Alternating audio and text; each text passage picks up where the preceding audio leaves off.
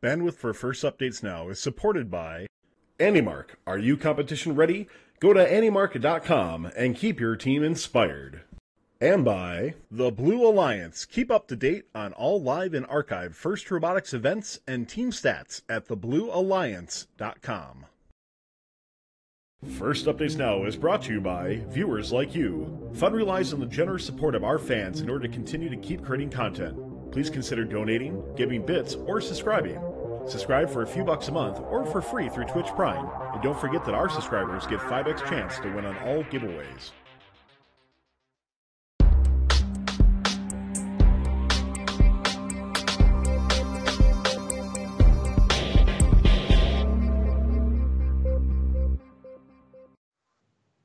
I'm just going to say it the way I Howdy, y'all, and welcome to the show where the weather's warm and we don't know anything about snowstorms, but we do know a thing or two about thunderstorms.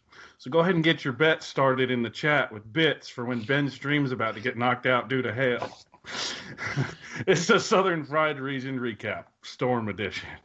Giving you the lowdown for First Updates Now. My name is John Fogarty. I'm Ben Sterling. And I'm Skyleak. Where does the time go?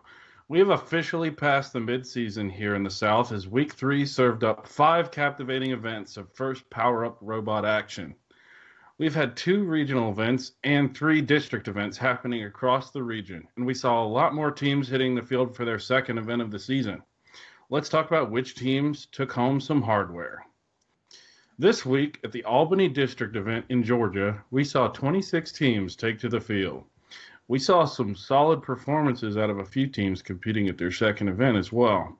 1648 G3 Robotics dialed in their intake system and had by far one of the strongest robots at the event. Whether it was taking quick control of the switch or taking control of the scale, they didn't seem to have many issues to contend with. And I personally suspect that G3 is going to be in contention for one of the best cube handling robots in the district as the season continues. 3581 Think Robotics showed off their stuff for the second time this season. They have a capable scale robot that dunks the cubes over the back of their robot when they go for the scale. It's a pretty cool thing to watch. Also, they're a one-of-a-kind team in Georgia, as they are the only team in the district with a swing-out climbing system, which would allow partners to climb up next to them if they had the capability. And that netted them a lot of climbing points that helped them seed at the top of the leaderboard at the end of the qualifying rounds. 6829 Ignite Robotics is still proving to be one of the fastest switch and exchange robots in the district. Their intake design is really simple and really reliable, which makes their cube handling skills top-notch. They also improved quite a bit on their scale catapult shooting abilities as the event went on. And then, of course, 4026 Global Dynamics got their first chance to compete this season, and they're also looking very strong. As one of the very small number of teams in the district with a scale capable of autonomous, it was no surprise to see this team ranked near the top. Now, at the end of the qualifying rounds, 3581 Think seeded first and attempted to select 1648 ranked third and 4026 ranked fourth, both of whom wanted to form their own alliances. However, 1629 Ignite Robotics was happy to join them, and their alliance was completed with the addition of 5074, the Robo Mustangs. Their alliance breezed through the quarterfinals, had a quick scare in the semis, but they ended up in the finals nonetheless. On the other side of the glass was the second-seeded alliance of 1648 G3 Robotics, 4941 Robo Bib, and 5848 C3 Robotics. But in the end, 1648's cube handling speed was just too much for the number 1 seed alliance to match, and so the second seed alliance plowed through them to take home the event win. Congrats to Team 6177 Atomic Robotic Dogs on winning the Invet Engineering Inspiration Award, and to Team 1683 Techno Titans on their Event Chairman's Award win. Next up, it's at the UNC Pembroke District event, where 37 teams battled it out in the arcade. Just like you might expect, almost half the field at this competition were second event competitors, just coming off the field last week at the Pitt County event. At the end of the qualification rounds, 2642, the Pitt Pirates seeded first. Tell me if you've heard me say something like this before. And they selected first for their alliance 2059, the Hitchhikers. That's right. The same teams that formed the alliance and won Pitt County just last week got together again. And this time they'd round out their alliance with Team 6729 Robots. Their experience on the field really showed as their alliance completely blasted through the entire playoff without it losing a single match.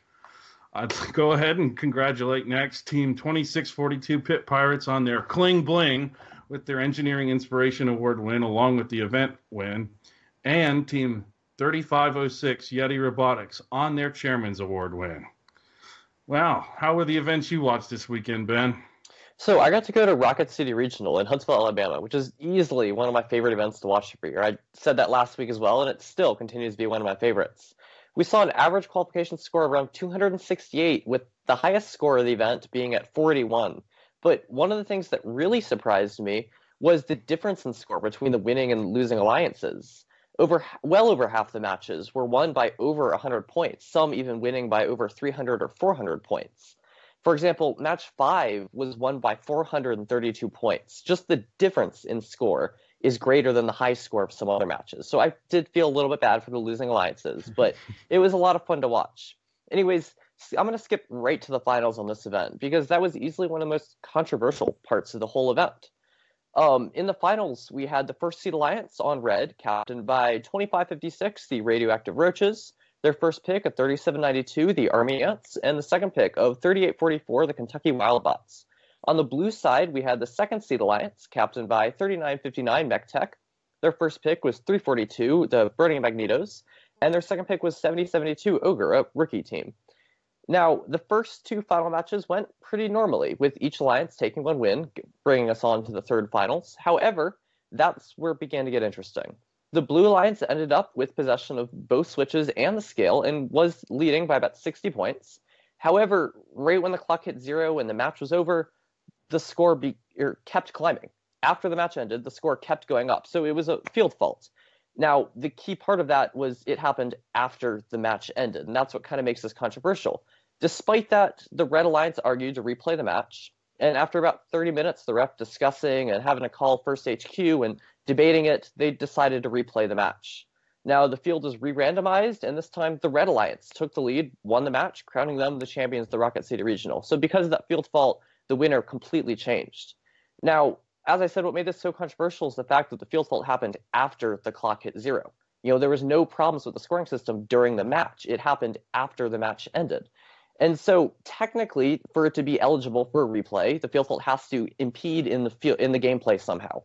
But since it happened after the match, how could it really impede in the gameplay? So a lot of debating, a lot of people didn't really like that, especially the people at the event, and I'm kind of surprised I didn't see a lot of talk about it yet, but let me know in the chat, especially if you watched it, what you think, and if it should have been replayed or not. I personally don't think it should have been replayed. I think it was a little bit unfair. Although I am a little bit biased, I was really rooting for Team 7072 on the Blue Alliance. I got to help them a lot throughout the season and wanted to see them succeed, but oh well. But let me know what you think, if it should have been replayed or not. I think it was a little bit unfair, but see what everyone else thinks. Anyways, I've rambled on a little bit too much about that. Congratulations to Team 2468, Team Appreciate, for winning the Chairman's Award, and congrats to Team 4925, the STEM Pythons, and their Engineering Inspiration win. Rocket City was a lot of fun, as usual. Can't wait to go back next year. Now, from lighting up rockets here in the backwoods of Alabama to mission control at Sky, how is the Lone Star Central?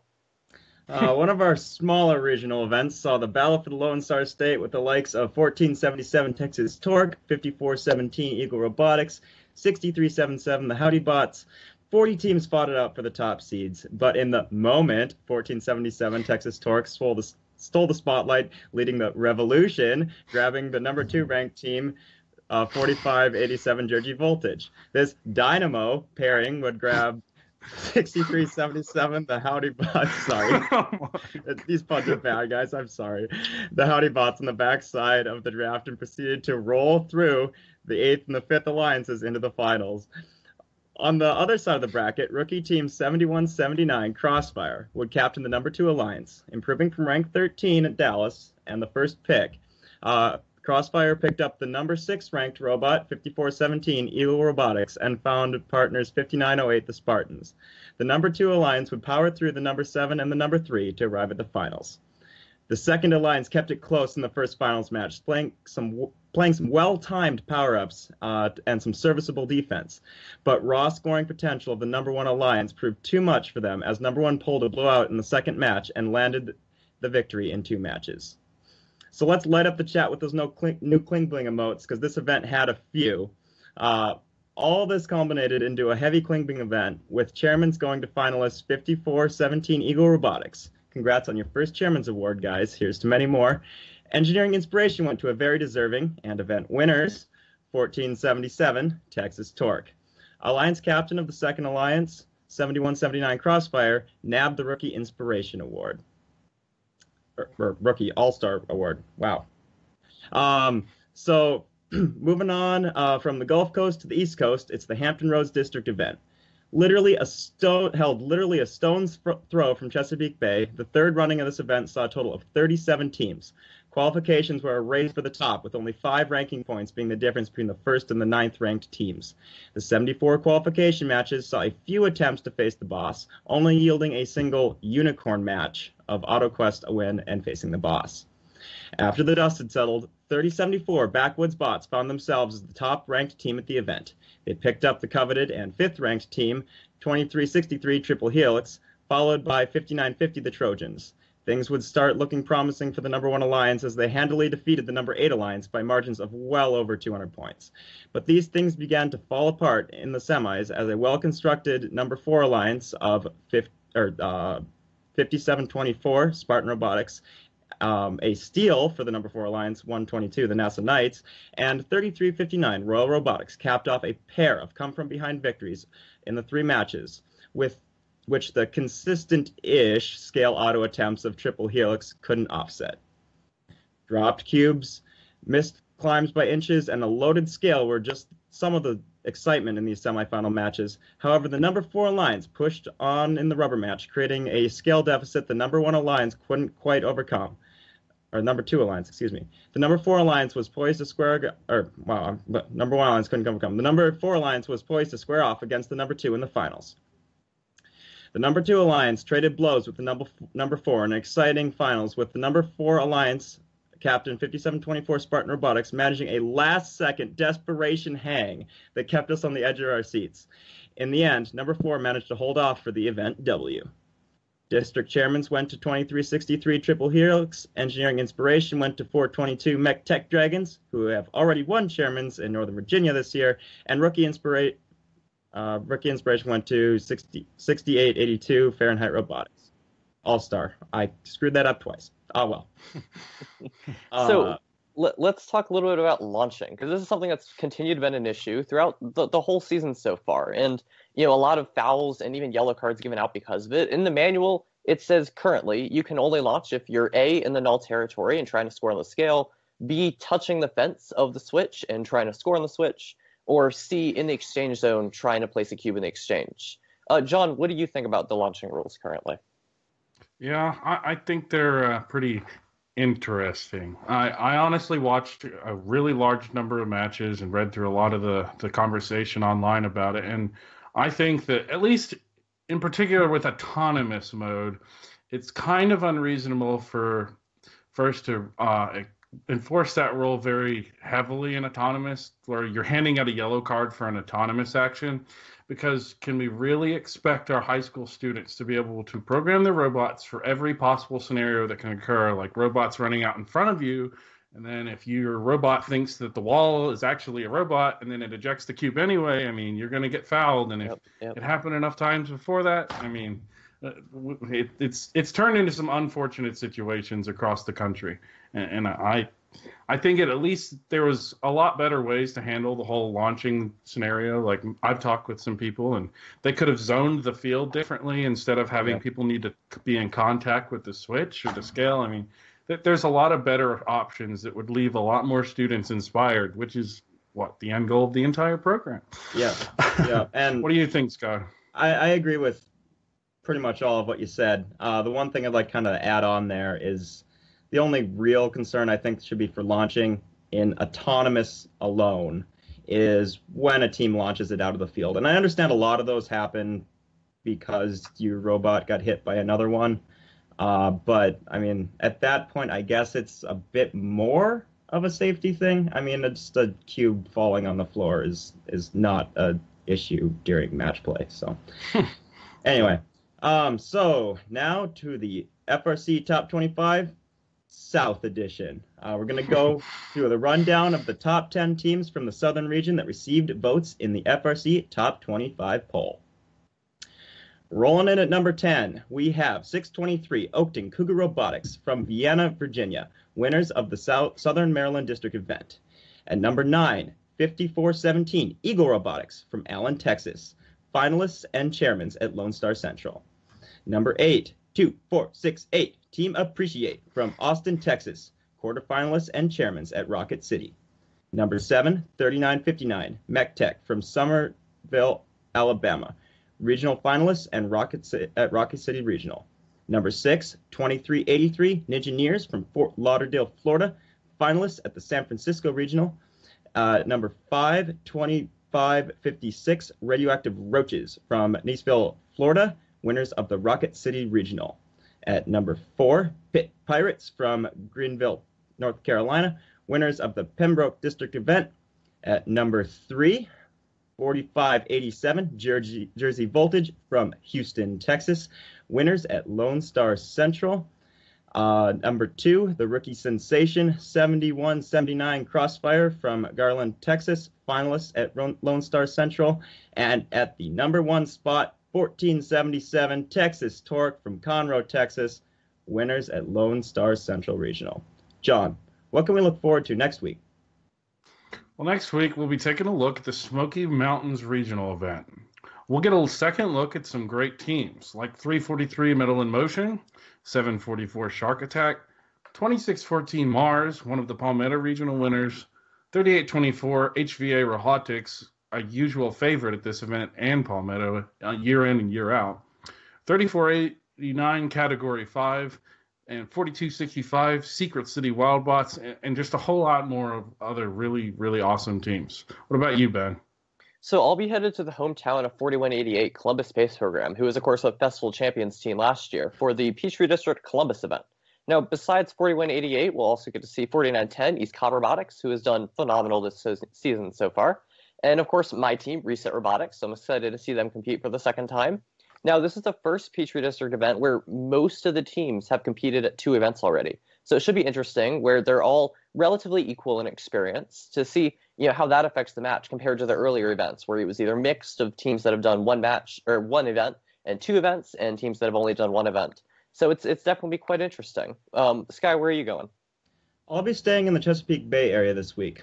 I'm looking at Southwest Virginia, and we'll all be seeing some familiar faces in this one now that we're halfway through the season. Just to name a few, we have the event winners and alliance partners, 401 Copperhead Robotics and 346 RoboHawks, followed up by Chairman's Powerhouse, but still looking for that all-important event win, 1086 Blue Cheese. And Northern Virginia event winners, 3274 Rocktown Robotics, and the aforementioned event winners of 5724 Spartan Robotics. Well, thank you to everybody who's been watching us this evening. If you'd like to get some more First Robotics in your life and you like what we do, all we ask you to do is let others know about this show and that this is the place to go for more FRC in their lives. If you got a few bucks to share through bits, donations, or even a subscription, we really appreciate it. If not, we totally understand, and we're delighted to have you on board. On behalf of myself, Ben, Sky, and of course our producer, Tyler, behind the scenes, I'd like to thank you all for tuning in. And thank you to all of our moderators in the chat. Our next show is Intimidation, first in Michigan. Talk to you next week on the Southern Fried Region Recap.